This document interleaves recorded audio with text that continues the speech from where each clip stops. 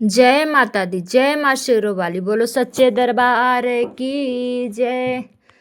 सोने के माई के मंदिरिया तो चांदी के केवाड़ लागल हो।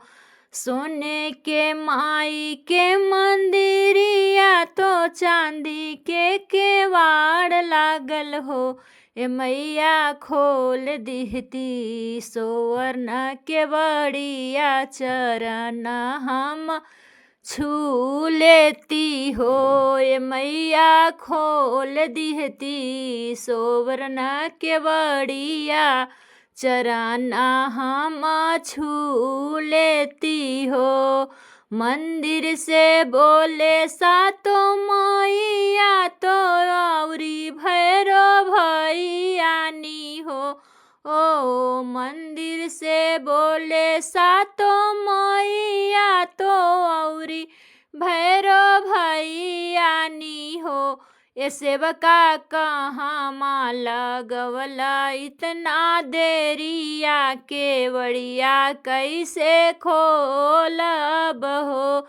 ये सेवका कहाँ लगवला इतना देरिया केवड़िया कैसे खोलब हो। ओ ये सेवका कहाँ लगवला इतना देरिया केवड़िया कैसे खोलब हो।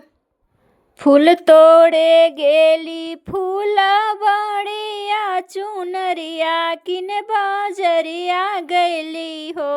ओ फूल तोड़े गेली फूल बड़िया चुनरिया किन बाजरिया गैली हो। ए मैया उहाँ में लगला इतना देर केवड़िया जानी खोलहूँ हो। ए मैया उहाँ में लगले इतना देर केवड़िया तनी खोल दहु हो। हम नहीं मांगी धन दौलतिया तो नहीं खजनवा मांगी हो।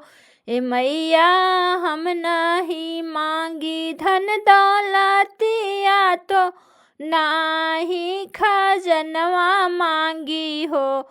ए मैया ये कहाँ मांगीला सिंदूरवा हमारा आशीष दिहा हो। ए मैया ये कहाँ मांगी मंग सिंदूरवा तो हमारा आशीष दिहा हो।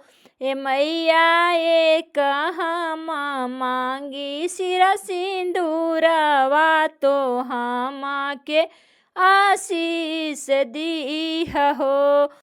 सोने के माई के मंदिरवा तो चांदी के केवाड़ लागल हो।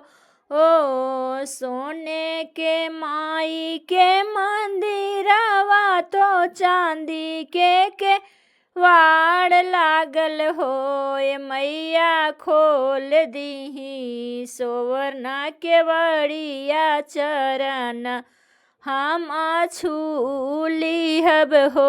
ए मैया खोल दीही सोवर्ण के बड़िया चरण हम छू लिहब हो।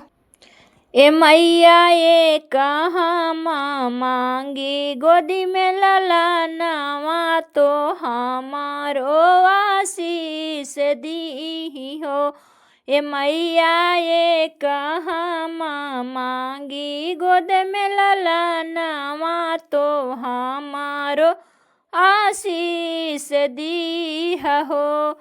एक मांगन हम मांगी तो वो करो के पूरा करिहा हो। ओ एक मांगन हम मांगली ओ करो के पूरा करिहा हो। ए मैया दूसर मांगन मांगली तो वो करो के पूरा करिहा हो। ए मैया गोदी में ललनवाया मर रखिहा, यही आशीष दिहा हो। ए मैया गोदी में ललनवाया मर रखिहा, यही आशीष दिहा हो। ए मैया हमारा के सदा सुहागन रखिहा, पिया के उमर दिहा हो। ए मैया हमारा के सदा सुहागन रखिहा, पिया के उमर दिहा हो। सोने के माई के मंदिरवा तो चांदी के केवाड़ लागल हो। ए मैया खोल दीही स्वर्ण केवाड़िया, चरनिया हम छूलिहब हो। ए मैया खोल दीही स्वर्ण केवाड़िया, चरण हम छूलिहब हो। ए मैया खोल दीही दया के नजरिया, तो हम आशीष दीही हो। ए मैया खोल दीही अपनी नयनवा, तो हमें के आशीष दीही हो।